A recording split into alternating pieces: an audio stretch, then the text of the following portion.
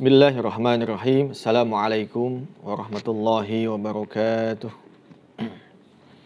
Innal hamdalillah nahmaduhu wa nasta'inuhu wa nastaghfiruh. Wa na'udzu billahi min syururi anfusina wa sayyiati a'malina. Man yahdihillahu fala mudilla lahu wa man yudlilhu fala hadiyalah. Asyhadu an la ilaha illallah wahdahu la syarika lah wa asyhadu anna Muhammadan 'abduhu wa rasuluh. La nabiyya wa la rasula ba'dah. Allahumma fassalli wa sallim ala sayyidina Muhammad wa ala ali Muhammad kama sallaita ala Ibrahim wa ala ali Ibrahim fil alamin innaka Hamidum Majid. Allahumma barik ala Muhammad wa ala ali Muhammad kama barakta ala Ibrahim wa ala ali Ibrahim fil alamin innaka Hamidum Majid. Amma ba'd. Alhamdulillah wa syukrillah para peserta TV MUI Channel yang dirahmati Allah Subhanahu wa taala. Marilah kita awali dengan senantiasa manjatkan segala puja dan puji syukur kehadirat Allah Subhanahu wa taala.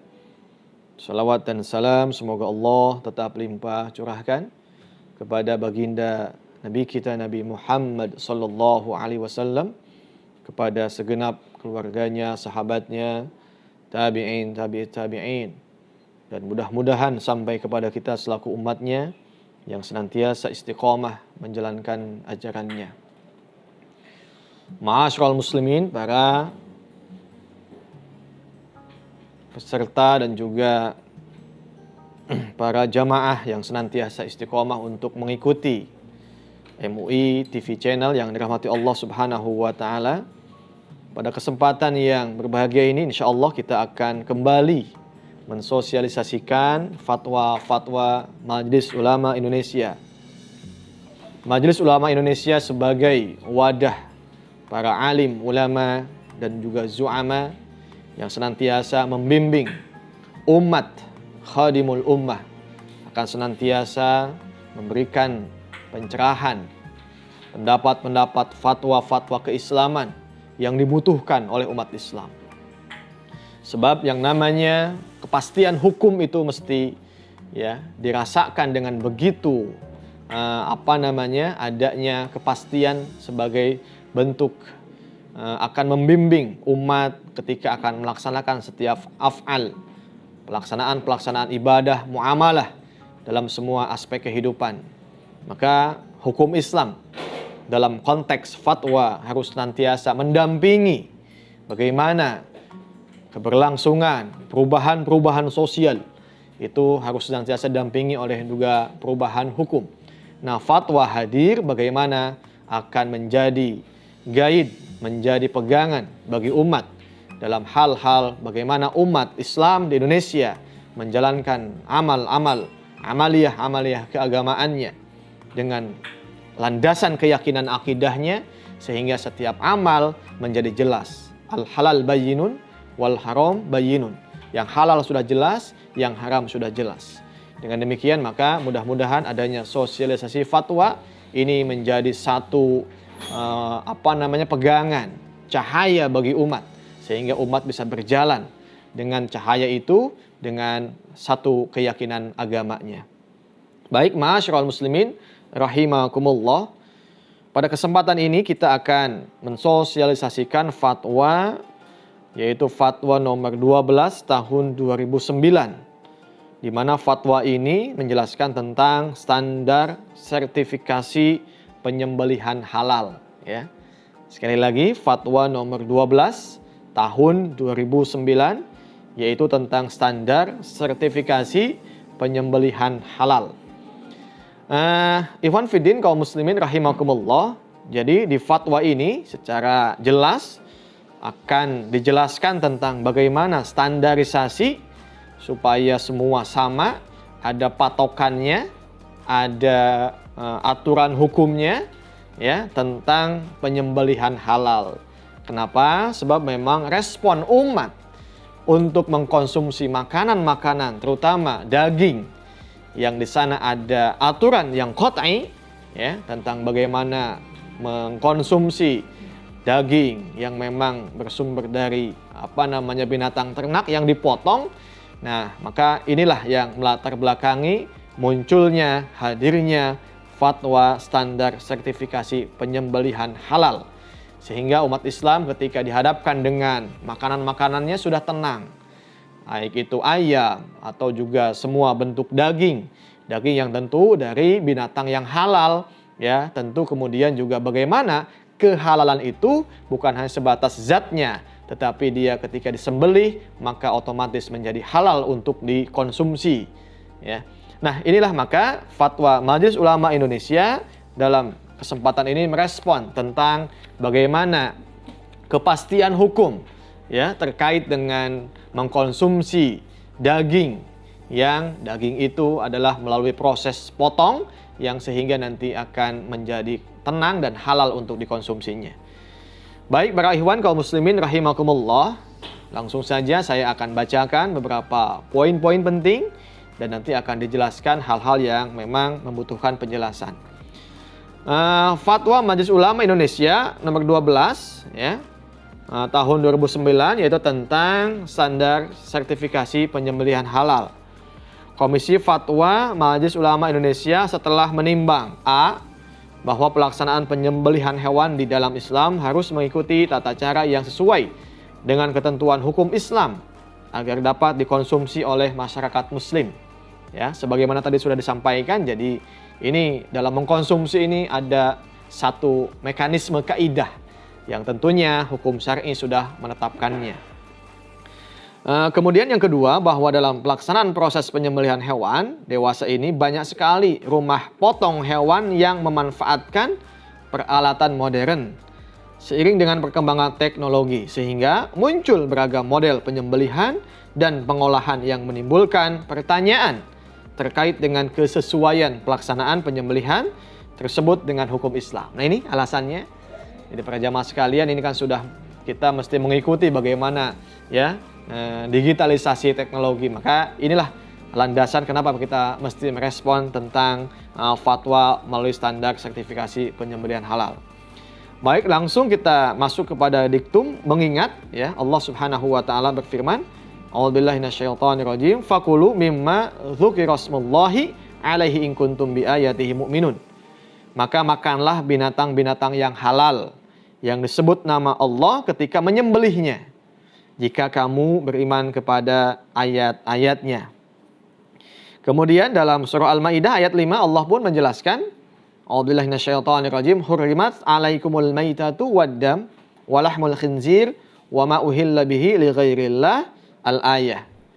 Diharamkan bagi kamu memakan bangkai, darah, daging babi yang disembelih atas nama selain Allah, yang tercekik, yang terpukul, yang jatuh, yang ditanduk dan diterkam binatang buas, kecuali yang sampai kamu menyembelihnya. Nah, ini kecuali sampai kamu menyembelihnya, dan diharamkan bagimu yang disembelih untuk berhala, dan diharamkan juga mengundi nasib dengan anak panah, itu adalah perbuatan kefasikan. Insyaallah, ya, sudah begitu jelas dalam surah Al-Maidah ayat yang ketiga.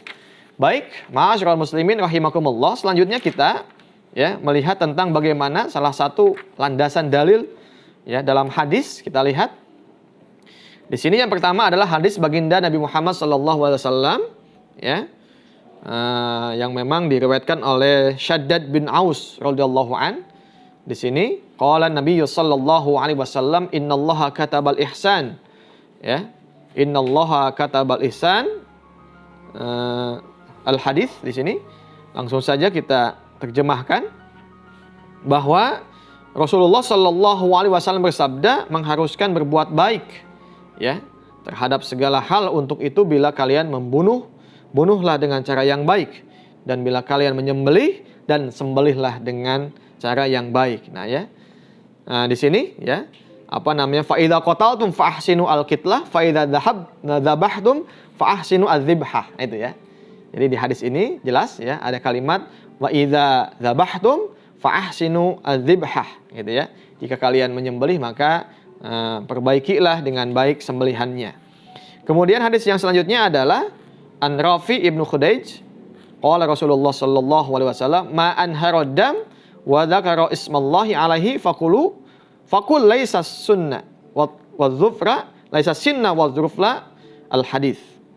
Rasul bersabda, hewan yang disembelih dengan alat yang mengalirkan darah dan disembelih dengan nama Allah, atas nama Allah, maka makanlah. Al hadis, ya. Ini hadis riwayat jamaah. Baik, ikhwan fillah kaum muslimin rahimakumullah. Selanjutnya kita masuk kepada diktum, memperhatikan di sini ada pendapat salah satu ulama yaitu Imam Al-Qurtubi dalam tafsirnya, ya. Di sana yang dikutip adalah dalam tafsir Qurtubi juz yang ke-6 halaman 53. Bismillahirrahmanirrahim. Wahtalafal ulama fima yaqa'u bihi dzakah. Falladhi 'alaihi al-jumhur minal ulama anna kullama afra al-audaj wa anharud dam fahuwa min athathid dukah. Ya. Langsung saja kita terjemahkan, para ulama berbeda pendapat mengenai bagaimana sahnya sembelihan. Menurut jumhur ulama bahwa setiap alat yang mampu memotong urat-urat dan mengeluarkan darah adalah termasuk alat penyembelihan selain gigi dan kuku. Nah itu ya. Termasuk alat penyembelihan selain gigi dan kuku. Pendapat ini didukung oleh atsar yang mutawatir. Sekali lagi, para ulama berbeda pendapat mengenai bagaimana sahnya sembelihan. Menurut jumhur ulama bahwa setiap alat yang mampu memotong urat-urat dan mengeluarkan darah adalah termasuk alat penyembelihan selain gigi dan kuku. Pendapat ini didukung oleh atsar yang mutawatir. Nah, kemudian juga ya, ini ada pendapat lain. Imam Asy-Syarbini mengatakan, ya, tanda hanya mustaqirrah adalah adanya gerakan yang kuat setelah pemotongan saluran pernafasan dan saluran makanan, menurut pendapat yang lebih sahih dalam Az-Zawaid, ya, dan Al-Majmu', ya. Sedangkan menurut pendapat Wahbah Az-Zuhaili mengenai tata cara penyembelihan, ya, dengan menggunakan alat modern sebagai berikut. Ya, kata Wahbah Az-Zuhaili, Syekh Wahbah Az-Zuhaili, tidak ada halangan untuk menggunakan sarana-sarana yang memperlemah gerakan hewan dengan tanpa penyiksaan terhadap, ya, hewan itu. Untuk itu dalam Islam dibolehkan penggunaan cara, ya, pemingsanan atau modern stunning yang tidak mematikan sebelum penyembelihan, ya. Ini pendapat Syekh Wahbah Az-Zuhaili, ya. Baik para ikhwan sekalian, langsung saja kepada, ya, putusan fatwa tentang standar penyembelihan halal. Ya. Di sini adalah bahwa di antaranya fatwa yang dimaksud ini adalah penyembelihan hewan sesuai dengan ketentuan hukum Islam. Yang kedua, pengolahan adalah proses yang dilakukan terhadap hewan setelah disembelih yang meliputi antara lain pengulitan, ya, pencincangan dan juga pemotongan daging. Stunning adalah suatu cara melemahkan hewan melalui pemingsanan sebelum pelaksanaan penyembelihan agar pada waktu disembelih hewan tidak banyak bergerak. Dan yang keempat, gagal penyembelihan adalah hewan yang disembelih dengan tidak memenuhi standar penyembelihan halal. Baik, ketentuan hukum, standar hewan yang disembelih. Satu, hewan yang disembelih adalah hewan yang boleh dimakan. Ya, jadi kalau yang tidak boleh dimakan, tentu ini otomatis diharamkan. Yang kedua, hewan harus dalam keadaan hidup ketika disembelih. Yang ketiga, kondisi hewan harus memenuhi standar kesehatan hewan yang ditetapkan oleh lembaga yang memiliki kewenangan. Nah ini nanti, ya, ada lembaga khusus yang memang punya kewenangan untuk melihat standarisasi hewannya. B, standar penyembelih. Satu, beragama Islam, sudah akil balik, ya. Yang kedua, memahami tata cara penyembelihan secara syar'i. Yang ketiga, memiliki keahlian dalam penyembelihan. C, standar alat penyembelihan. Alat penyembelihan harus tajam. Yang kedua, alat dimaksud bukan kuku, gigi atau taring atau juga tulang. Yang D, standar proses penyembelihan. 1. Penyembelihan dilaksanakan dengan niat menyembelih dan menyebut asma Allah. Yang kedua, penyembelihan dilakukan dengan mengalirkan darah melalui pemotongan saluran makanan, ya, saluran pernapasan dan 2 pembuluh darah. Nah ini, ya. Jadi 1 saluran makanan, saluran pernafasan, dan 2 pembuluh darah. 3, penyembelihan dilakukan dengan 1 kali dan secara cepat, ya. Jadi 1 kali secara cepat. Ini jelas di hadis dijelaskan, ya. Jadi sembelihan terbaik adalah sekali dan cepat. Kemudian yang keempat, memastikan adanya aliran darah atau gerakan hewan sebagai sebagai tanda hidupnya hewan, gitu ya. Jadi kalau diam saja, nah ini tidak tanda-tanda itu tidak nampak. Maka di sini ada, ya, tanda hidupnya hewan. Kemudian yang kelima, memastikan matinya hewan disebabkan oleh penyembelihan, bukan oleh yang lain. Ya, selanjutnya standar yang standar pengolahan, penyimpanan dan pengiriman. Satu, pengolahan dilakukan setelah hewan dalam keadaan mati oleh sebab penyembelihan, bukan oleh sebab yang lain. Yang kedua, hewan yang gagal penyembelihan harus dipisahkan. Nah ini, ya ini mohon dipisahkan mana yang ya memang gagal ketika hewan itu disembelih. Yang ketiga, penyimpanan dilakukan secara terpisah antara yang halal dan yang non halal gitu ya. Yang keempat, dalam proses pengiriman daging harus ada informasi dan jaminan mengenai status kehalalannya. Jadi ada tanda gitu ya, supaya pihak yang mengkonsumsi atau customer itu dia diyakinkan ya. Kehalalan mulai dari penyiapan, kemudian ya pengangkutan hingga penerimaan. Penyiapan, pengangkutan dan penerimaan.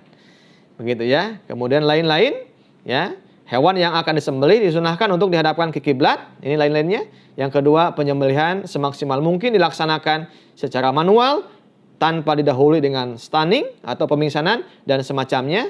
Stunning, pemingsanan untuk mempermudah proses penyembelihan hewan, hukumnya boleh dengan syarat. Satu, stunning hanya menyebabkan hewan pingsan sementara, tidak menyebabkan kematian. Nah ini ya, serta tidak menyebabkan cedera permanen. Dua, atau B, bertujuan untuk mempermudah penyembelihan. C, pelaksanaannya sebagai bentuk ihsan, bukan untuk menyiksa hewan. D, peralatan stunning harus mampu menjamin terwujudnya syarat ABC, serta tidak digunakan antara hewan halal dan non halal alias babi contohnya sebagai langkah preventif. Ya, E, penetapan ketentuan stunning, pemilihan jenis dan teknis pelaksanaannya harus di bawah pengawasan ahli yang menjamin terwujudnya syarat A, B, C, dan D. 4, melakukan pengelolaan hewan, hukumnya adalah haram. Nah ini, baik para ikhwan sekalian. Selanjutnya kalau kita lihat ya, alhamdulillah fatwa nomor 12 ini juga sudah dikuatkan nanti dalam fatwa MUI nomor 36 tahun 2020, yaitu rumah potong hewan. Ya, di sana juga menguatkan fatwa ini. Bahkan juga pemerintah hari ini sudah mengeluarkan satu kebijakan undang-undang, yaitu Undang-Undang Nomor 33 Tahun 2014 ya. Ada jaminan produk halal yang diwujudkan dalam PP ya, PP-nya 39 Tahun 2021, yaitu tentang penyelenggaraan jaminan produk halal, begitu ya. Nah, ini adalah sebagai bentuk upaya MUI yang direspon oleh pemerintah dalam bentuk undang-undang. Maka kalau sudah undang-undang, dia hukumnya mengikat, ya, dan mengikat tentu ada sanksi kalau ada pelanggarannya.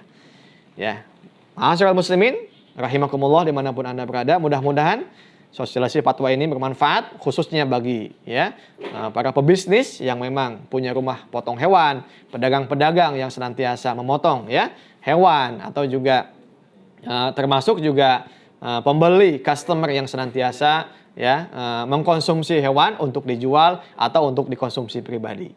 Mudah-mudahan ada manfaatnya. Hadanallah wa iyyakum ajmain. Wallahul muwaffiq ila aqwamit thoriq. Assalamualaikum warahmatullahi wabarakatuh.